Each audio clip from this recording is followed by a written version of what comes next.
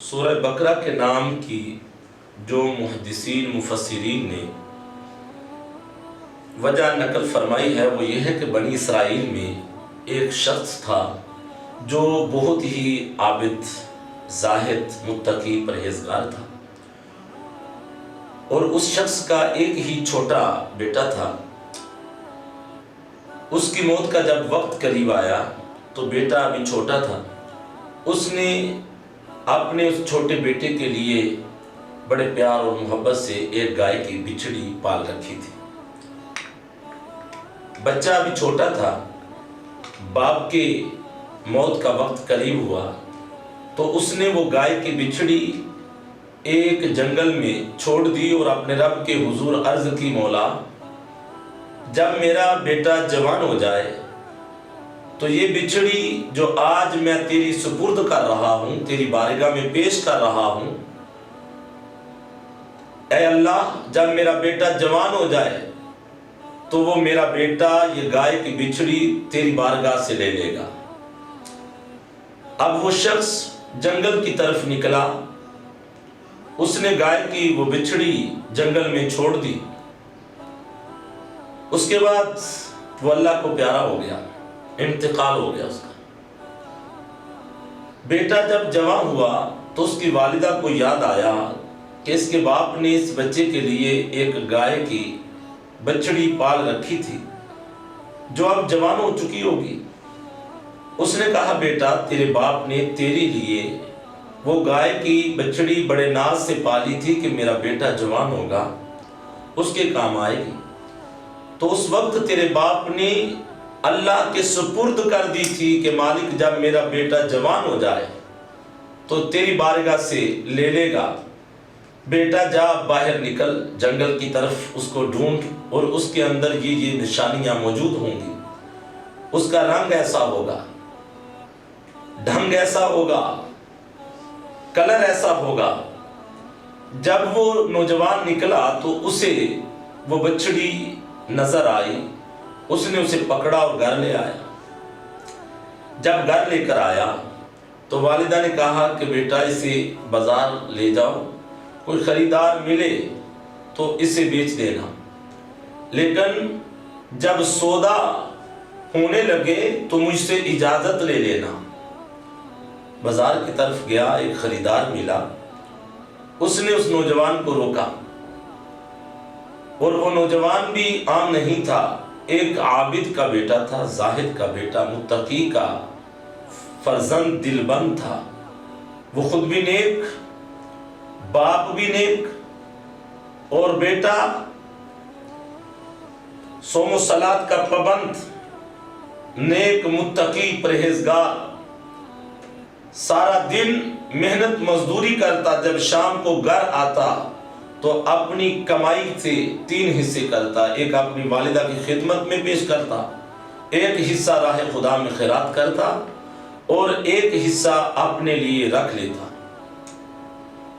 اب جب وہ بازار کی طرف نکلا تو اسے خریدار ملا، تو کہا کہ کیا تم اس گائے کو بیچنا چاہتے ہو؟ کہا ہاں بیچنا چاہتا ہوں، مگر سودا والدہ کی اجازت پر ہوگا۔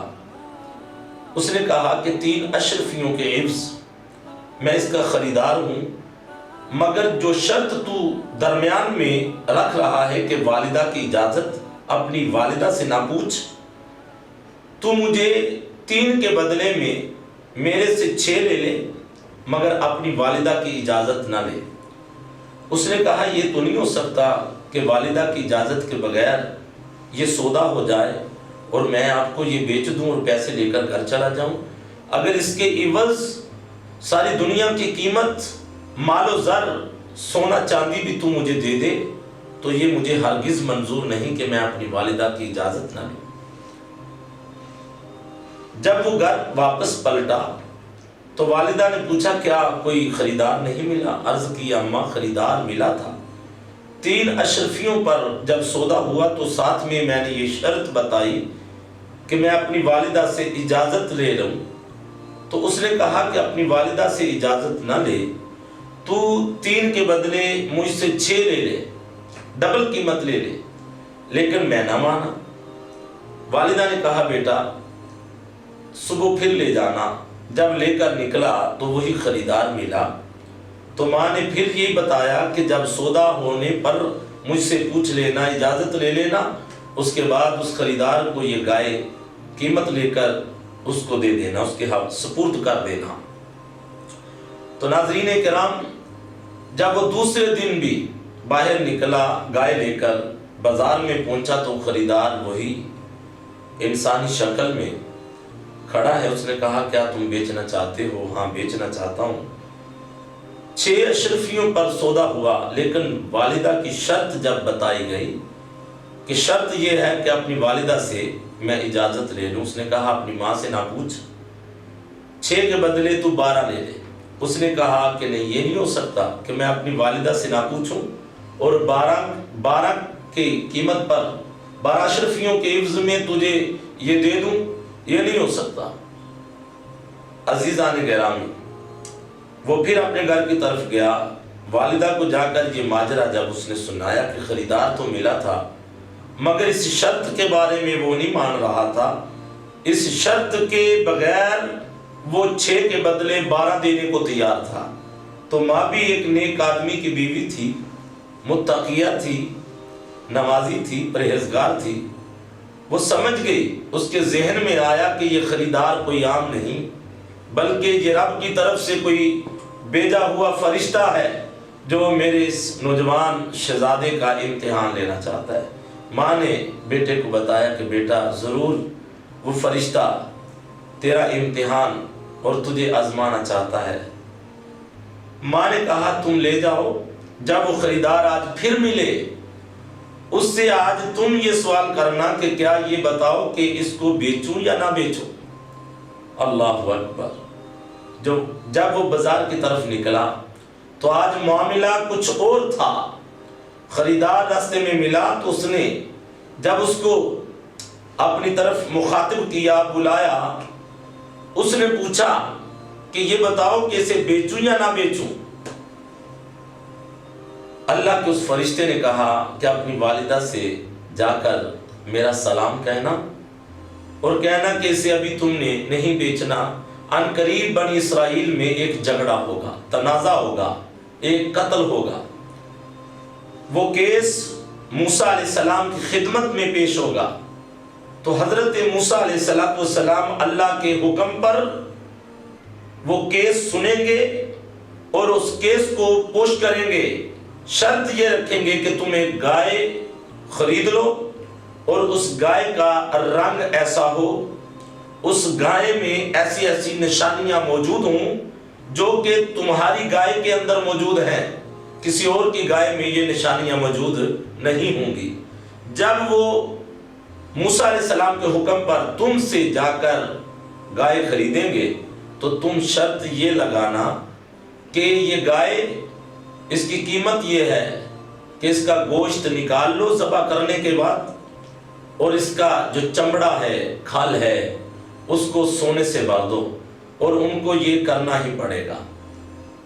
عزیزان گرامی، وہ کیس ہوا، تنازع ہوا، جھگڑا ہوا، موسیٰ علیہ السلام کی خدمت میں کیس آیا تو اللہ کے پیغمبر جناب حضرت موسیٰ علیہ السلام نے وہ کیس سماعت کیا، اور اس کے بعد اللہ کے حکم پر ان کو یہ کہا کہ تم ایک گائے لے لو اور اس گائے کو تم ذبح کرو۔ عزیزان گرامی، وہ موسیٰ علیہ السلام نے جو نشانیاں بتائیں، وہ لوگ اس نوجوان کے پاس گئے گائے لینے کے لیے، تو اس نے یہ شرط لگائی کہ تم چمڑا سونے سے بھر دو اور گوشت لے جاؤ۔ انہوں نے اس کو قبول کر لیا اور اس سونے سے بھرا ہوا چمڑا اس گائے کے مالک، اس نوجوان کے سپرد کر دیا۔ عزیزان گرامی، یہ ساری نعمت، یہ انعام و اکرام، یہ مال و زر کی فراوانی، یہ وسعتیں اس نوجوان کو رب تعالیٰ نے اس کی والدہ کی فرما برداری کی وجہ سے عطا فرمایا، اور یہ سب کچھ اسے نصیب ہوا کہ وہ ماں کا تابعدار ہے، ماں کا ادب کرنے والا ہے، ماں کا احترام کرنے والا ہے۔ جو لوگ اپنے والدین کا ادب کرتے ہیں، ان کی ہر بات کو مانتے ہیں،